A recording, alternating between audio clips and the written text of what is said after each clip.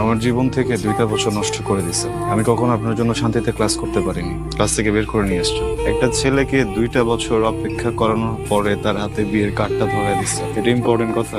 তাকায় আছেন কেন বলেন না? 2টা বছর ছটফট করছেন না কথাটা বলার জন্য? এর থেকে অনেক বেশি ছটফট আমি করছি কথাটা শোনার জন্য। আচ্ছা একটু বলেন প্লিজ, আমি শুনে এখান থেকে চলে যাবো, আমি কোনো সিন ক্রিয়েট করবো না। আমার দিকে তাকান। আমি তোমাকে ভালোবাসি।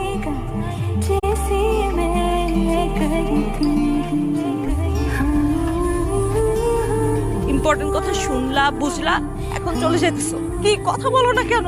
কারণ আমি কিছু বলতে আসিনি, শুনতে আসছিলাম। শুনে ফেলছে। আমি কি করব? বিয়ে করবেন, সংসার করবেন। এতগুলা মানুষের সামনে আমি কি বলছি সবাই শুনছে, তারপর আমার বিয়ে হবে তোমার মনে হয়? সরি, ভালো থাকবেন। ওকে।